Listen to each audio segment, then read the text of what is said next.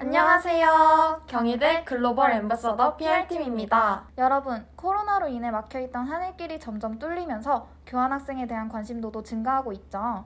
맞아요. 저도 너무 가고 싶더라고요. 근데 경희대에서 교환을 가려면 어떤 준비를 해야 하나요? 그래서 저희가 준비했죠. 경희대 교환학생 준비 A2Z를 들고 왔습니다. 이전에도 교환학생 준비 영상을 찍은 적이 있었는데요.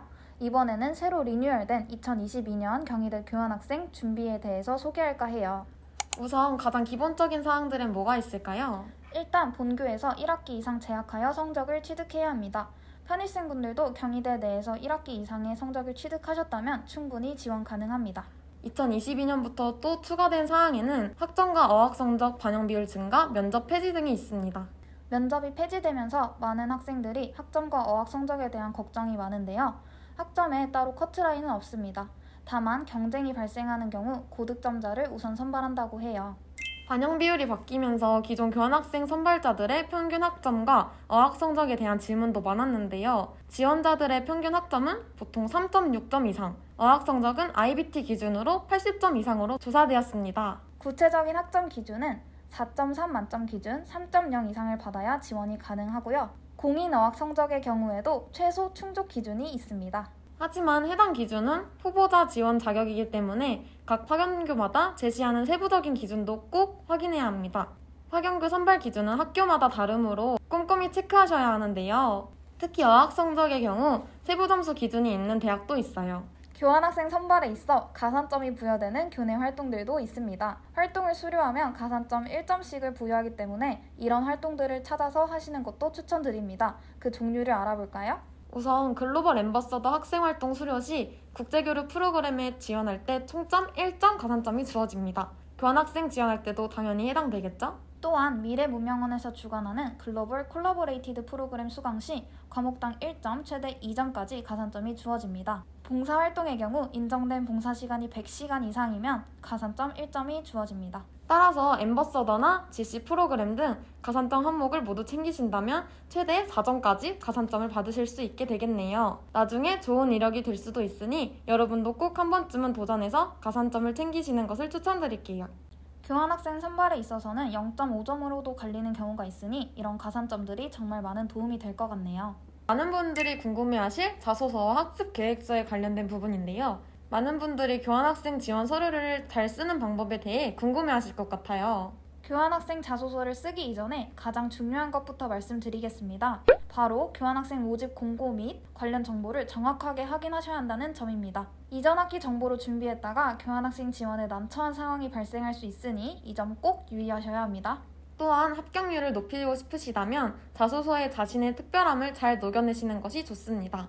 관심 분야를 해당 학교의 학과와 연관시켜보고 자신이 교환학생이 되면 본교와 파견교에 어떤 도움이 될 수 있는지 또 어떻게 성장할 수 있을지 등을 포함하여 교환학생을 가고자 하는 자신만의 이유를 적는 것이 자소서에 큰 도움이 될 것입니다.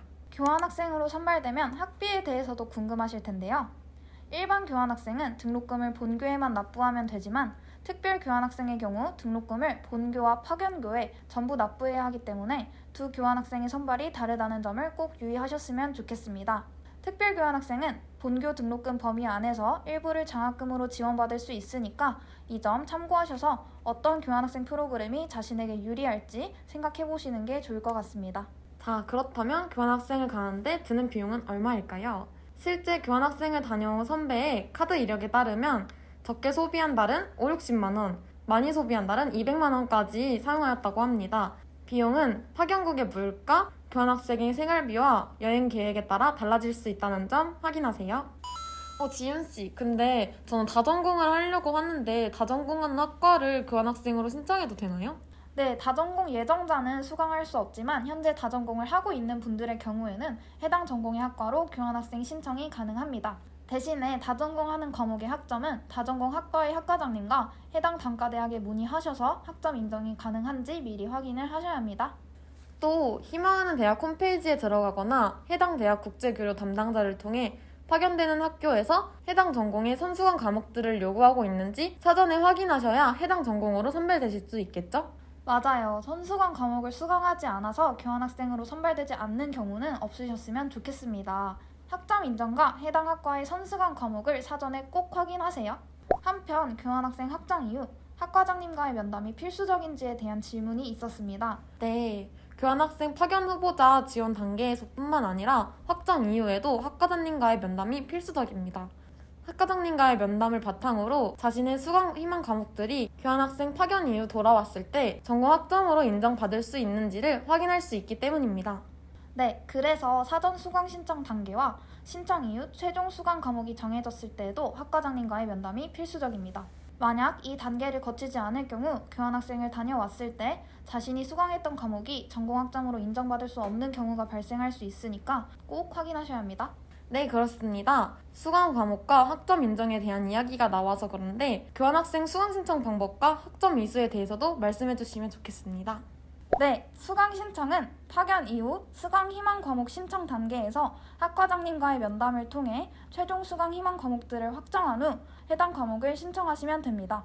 이수 학점은 12에서 18학점으로 다양하며 각 학교별로 최소 및 최대 학점이 정해져 있는 경우가 있으니 교환학생 지원 단계에서 미리 확인해 보시길 바랍니다. 그리고 교환학생 이후 과연 어학 능력에 도움이 될까? 라는 질문이 많았는데요. 저는 당연히 어학 능력 향상에 도움이 될 것이라고 말씀드리고 싶습니다. 교환학생으로 파견을 가면 단순히 회화만 하면서 생활하는 것이 아니라 그곳에서 학술적인 토론도 하고 공부를 하며 시험을 보기 때문에 어학적인 능력 향상에 많은 도움을 얻을 수 있습니다. 네, 또한 교환학생을 가면 일상생활을 할 때, 친구들을 사귈 때 등 모든 상황에서 파견국의 언어나 영어로만 대화를 하기 때문에 외국어 실력을 향상시킬 수 있을 뿐만이 아니라 더욱 친숙해질 수 있을 거예요. 네, 저희가 지금까지 개편된 교환학생 선발 기준과 유리한 꿀팁까지 알려드렸는데요. 무엇보다 궁금한 점이 생기시면 국제교류처에 문의하시는 게 가장 좋은 방법이겠죠? 네, 변동된 사항들을 비롯해서 교환학생 준비 시에 알아두어야 할 정보들을 꼭 숙지하셔서 대학 생활의 꽃, 꿈꿔왔던 교환학생 라이프를 누리실 수 있기를 바랄게요. 안녕! 안녕!